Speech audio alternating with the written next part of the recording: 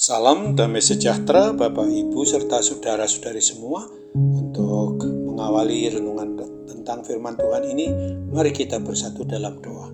Tuhan Allah Bapa di surga yang melebihi segala akal, hati, dan pikiran kami umat manusia, berfirmanlah kepada kami sebab kami bersedia untuk mendengar, dan oleh pertolongan Roh Kudus mampukan kami agar boleh melaksanakan firman-Mu itu dalam hidup kami sehari-hari.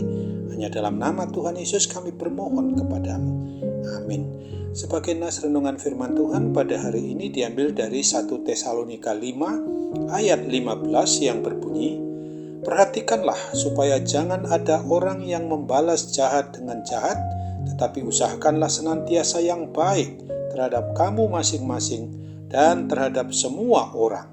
Sebagai tema yang diangkat dari nas renungan kita ini adalah kemenangan membalas kejahatan dengan kebaikan.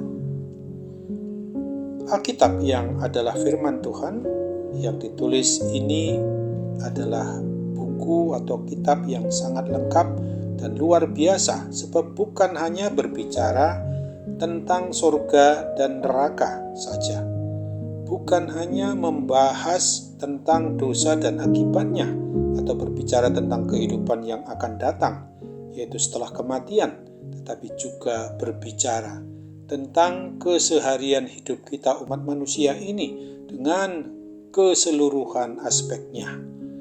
Masalah-masalah yang terjadi di dalam kehidupan kita sebagai umat manusia telah dijawab oleh adanya kebenaran menurut terang firman Tuhan. Ada banyak sekali pergumulan yang kita alami ini, yang harus kita hadapi selama kita masih tinggal berada di dalam hidup kita di kolong langit ini. Musa pun mengakuinya. Sebagai penulis Mazmur 90 ayat 10, ini mengungkapkan bahwa masa hidup kami 70 tahun, dan jika kami kuat 80 tahun, dan kebanggaannya adalah kesukaran dan penderitaan, sebab berlalunya buru-buru dan kami melayang lenyap. Tidak ada gunanya kita terus mengeluh dan bersungut-sungut, karena dunia ini bukanlah taman Firdaus. Salah satu pergumulan hidup kita ini adalah berkenaan dengan perlakuan jahat orang lain yang diperbuatnya kepada kita. Apabila kita meniru prinsip dunia ini, maka kita pasti ingin membalas kejahatan itu dengan kejahatan pula. Pada umumnya ketika kita umat manusia ini dijahati oleh orang lain, maka secara naluriah pasti kita cenderung mendendam, menyimpan rasa sakit hati kita, lalu kemudian mencari kesempatan untuk melampiaskan dendam kita. Tindakan membalas kejahatan dengan kejahatan itu sangat bertolak belakang dengan apa yang diajarkan oleh Tuhan Yesus Kristus, yang justru mengajarkan dan mengajak kita untuk melakukan sesuatu hal yang berbeda, di mana kejahatan harus dibalas dengan kebaikan. Kita tidak perlu mereka-reka yang jahat terhadap orang lain, karena hal itu akan merugikan diri kita sendiri. Itu sebabnya di dalam Mazmur 37 ayat 1 ini diungkapkan, jangan marah karena orang yang berbuat jahat, jangan iri hati kepada orang yang berbuat curang. Kalau kita membalas kejahatan dengan kejahatan sama, artinya bila api dilawan dengan api, bagaimanakah dampak atau akibatnya? Suasana secara pasti akan semakin panas, membara, dan hal itu tentu saja sangat berbahaya karena dapat membakar dan menghanguskan.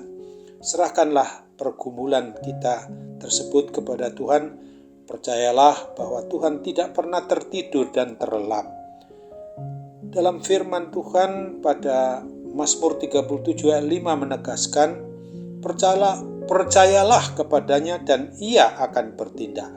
Ketika kita mampu untuk mengalahkan kejahatan dengan kebaikan, itu adalah suatu kemenangan sejati.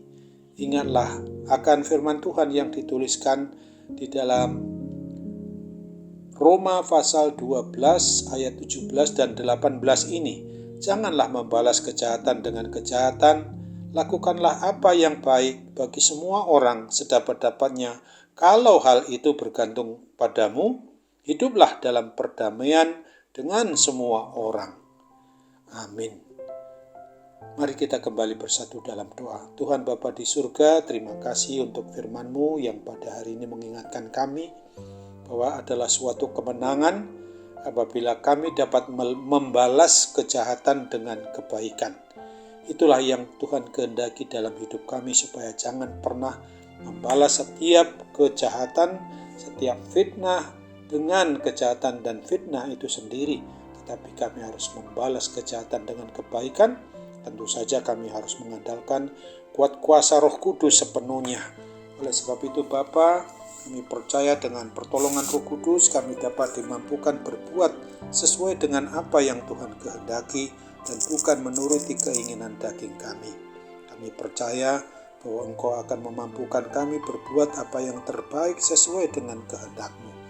Dan jika selama ini kami juga cenderung untuk mendengarkan suara hati kedagingan kami yang selalu juga ditimpahi atau dikendalikan oleh kuasa jahat, kuasa kegelapan itu yang menambahi adanya pencobaan dalam diri kami. Tolong kami Bapa, supaya kami benar-benar mampu untuk mengatasinya dengan pertolongan Roh Kudus, sehingga kami sungguh-sungguh juga boleh disembuhkan, dipulihkan dari segala kuasa sakit penyakit jasmani akibat kami membalas kejahatan dengan kejahatan, bukan membalas kejahatan itu dengan kebaikan sebagaimana kebenaran firman-Mu yang mengingatkan kami pada hari ini. Kami percaya Tuhan mau menolong kami, memampukan kami untuk berbuat yang terbaik menurut kehendak-Mu ini ketika kami sudah diingatkan oleh kebenaran firman-Mu. Dikala kami sekarang ini sedang berharap tentang segala sesuatu yang kami rindukan, yaitu berupa bagi keluarga kami yang memang sudah sangat lama menantikan adanya keturunan ataupun anak. Tolong kami Bapa untuk memungkinkan kami mendapatkannya.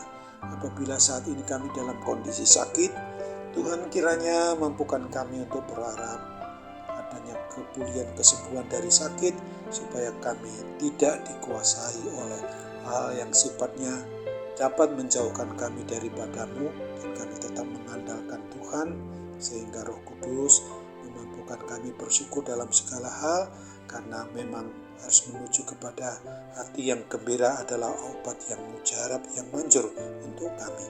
Kami mau berdoa dan mengucap syukur senantiasa dalam nama Tuhan Yesus.